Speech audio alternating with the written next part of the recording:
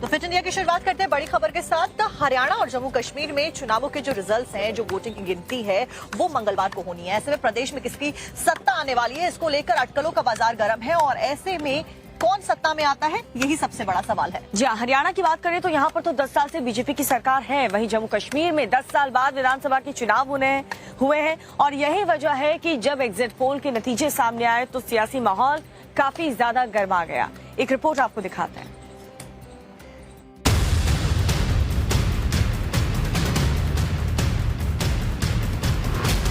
दो राज्य,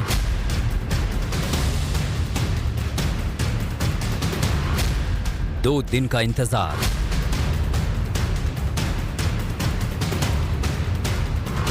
दो बड़े फैसले आने वाले हैं।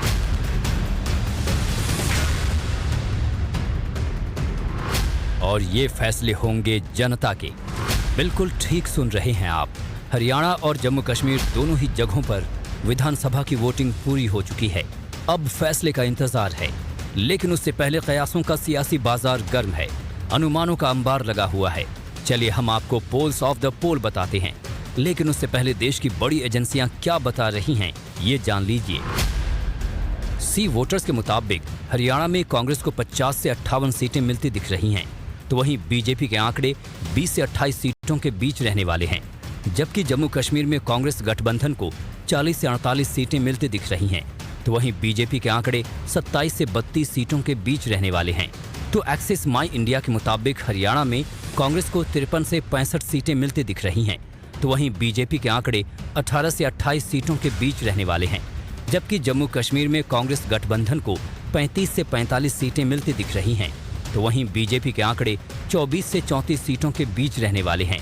इसके अलावा अगर पीपल्स पल्स की माने तो हरियाणा में कांग्रेस को 55 सीटें मिलती दिख रही हैं, तो वहीं बीजेपी के आंकड़े 26 सीटों तक रहने वाले हैं।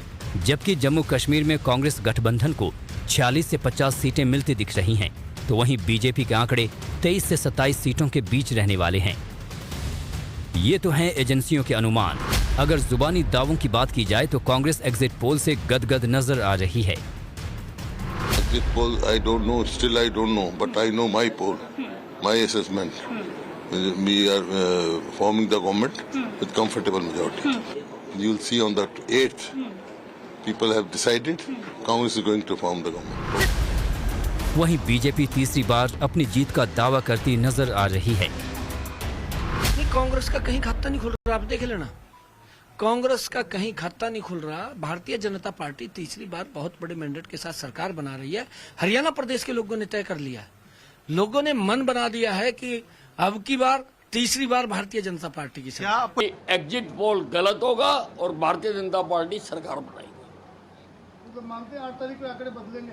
8 तारीख को बीजेपी की सरकार बनेगी। बता दें कि हरियाणा के 12 सर्वे में कांग्रेस की सरकार बनती दिख रही है। पोल्स ऑफ पोल्स के मुताबिक कांग्रेस को 56 सीटें मिलने का अनुमान है, तो वहीं बीजेपी बहुमत से काफी दूर यानी 27 सीटों पर सिमट सकती है। तो वहीं जम्मू कश्मीर की बात करें तो पोल ऑफ पोल्स के मुताबिक जम्मू कश्मीर में कांग्रेस गठबंधन को करीब 40 सीटें मिलने का अनुमान है, तो वहीं बीजेपी को 30 सीटें मिल सकती हैं। मतलब ये कि जम्मू कश्मीर में बहुमत के लिए जोड़ तोड़ की जरूरत पड़ सकती है। और तो और इसकी शुरुआत भी हो चुकी है। कांग्रेस की तरफ से चरणजीत सिंह चन्नी राशिद इंजीनियर से मिलने उनके घर पहुंचे, तो वहीं बीजेपी अपनी सरकार का दावा कर रही है। चाबी तो फिलहाल दिल्ली के पास है, क्योंकि यूटी है। अब जो भी सरकार बनाई उनके लिए ये देखना है कि हम वो कैसे फिर जितने दावे किए थे 370 वापस लाएंगे, स्टेटहुड वापस लाएंगे, 35 से वापस लाएंगे, कैदियों को छोड़ेंगे, ह्यूमन राइट्स वायलेशन बंद कराएंगे, पाकिस्तान से बात कराएंगे। ये इम्तिहान है।